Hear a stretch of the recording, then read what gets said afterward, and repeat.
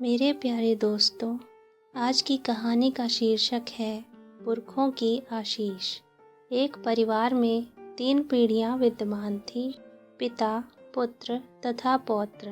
पिता जब वृद्धावस्था को पहुँचे तो कार्यनिवृत्त हो गए। परिवार का सारा दायित्व पुत्र ने अपनी विधि से संभाल लिया। पौत्र छोटा था, प्रारंभिक कक्षाओं में पढ़ रहा था। दादा दादी के साथ पोता पोती और नाना नानी के साथ नाती नातिन के रिश्ते माता पिता और पुत्र पुत्री के रिश्तों से कहीं अधिक गहन देखे जाते हैं।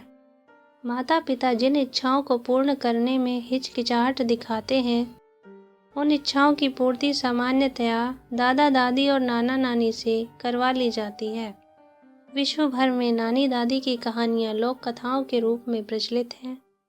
जिस परिवार का उल्लेख किया गया है, उसमें भी दादा पोते में अच्छी पटती थी। दोनों का परस्पर मन लगा रहता था। यूं ही समय निकलता गया और पौत्र किशोरावस्था में प्रविष्ट होने लगा तो दादाजी जर्जर क्षीण अवस्था में प्रविष्ट होते गए। पौत्र ने अनुभव किया कि दादा अब परिवार में एक प्रकार से अवांछित जन से माने जाने लगे हैं। उनके भोजन और आराम आदि की इस व्यवस्था में भी कुछ ढिलाई जैसी बरती जाने लगी थी, किंतु पौत्र किसी को कुछ कह तो सकता नहीं था। अपनी ओर से उससे जितना हो सकता था उतना वह अपने दादा के लिए करता था। इस प्रकार दादा पोता में परस्पर स्नेह बना हुआ था। समय बीतता गया और एक समय ऐसा भी आया कि दादा ने इस दुनिया से कूच कर दिया। जैसा कि भारत में सामान्यतया होता है, जीवित माता पिता पर उनके जीवन काल में उन पर कम से कम ध्यान देने के साथ साथ उन पर कम से कम व्यय भी किया जाता है। उनके मरने पर बाजे गाजे से अर्थी निकाली जाती है और अंतिम संस्कार के उपरांत लड्डू बांटे जाते हैं। दावत होती है। दिखाया जाता है कि हमारा पुरखा भरा पूरा जीवन बिताकर भरा पूरा परिवार अपने पीछे छोड़ गए हैं। श्राद्ध के अवसर पर खीर पूरी खिलाई जाती है। इस परिवार में भी वैसा ही हुआ। अंत्येष्टि की जब सब प्रक्रियाएं पूरी हो गईं, तो पिता ने सोचा कि जिस कमरे में उसके पिता रहा करते थे, अब उसकी साफ सफाई कराकर उसे अपने रहने योग्य बनाया जाए। इस स्वच्छता अभियान में पिता की सब पुरानी वस्तुओं को बेकार समझकर फेंकने अथवा किसी गरीब को देने का प्रबंध किया गया।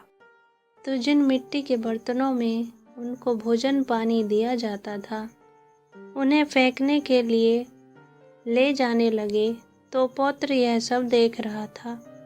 उसने अपने पिता से पूछा, पिताजी, इन्हें कहाँ लिए जा रहे हैं? पिता बोले, बेटा, इन्हें फेंक देता हूँ। अब इनका इस घर में क्या काम है? पुत्र बोला, पिताजी, इन्हें फेंकिए मत, अभी तो ये काम आएंगे। पिता को आश्चर्य हुआ कि उनका पुत्र अब इनसे क्या काम लेना चाहता है। उन्होंने पूछा, बेटा, अब ये किस काम आएंगे? क्यों पिताजी, क्या आप बूढ़े नहीं होंगे? जब आप बूढ़े होंगे तो उस समय ये उसी प्रकार काम आएंगे जिस प्रकार दादाजी के काम आ रहे थे। तब मैं नए बर्तन लेने जाऊंगा। उससे तो यही अच्छा है कि इनको धो पोंछ कर रख दिया जाए और आवश्यकता पड़ने पर मैं इनको निकाल लूंगा। पिता का माथा ठनका। उनको स्वप्न में भी आशा नहीं थी कि अपने पुत्र से वे इस प्रकार का उत्तर सुनेंगे, किंतु उस समय भी उनके मन में यह विचार नहीं आया कि कदाचित उनके पिता ने भी स्वप्न में भी यह नहीं सोचा होगा कि जिस पुत्र को पाल पोस कर बड़ा किया, पढ़ाया लिखाया और उसे जीवन में स्थिर किया, वृद्धावस्था में वही उनकी ऐसी उपेक्षा करेगा। उन बर्तनों का आगे क्या हुआ यह जानना आवश्यक नहीं, किंतु यह तो वास्तविकता है कि अधिकांश घरों में अपने पुरखों के साथ इसी प्रकार का व्यवहार किया जाता है, जो कि निंदनीय है। जिस प्रकार हमारे बाल्यकाल में हमारे माता पिता ने कष्ट सहकर हमारा पालन पोषण किया है, उसी प्रकार हमारा कर्तव्य है कि उनके वृद्ध होने पर हम स्वयं कष्ट सहकर उनको अधिकाधिक सुख देने का यत्न करें, पुरखों का आशीर्वाद प्राप्त करें। पुरखों का आशीर्वाद बड़ा ही फलदायी होता है।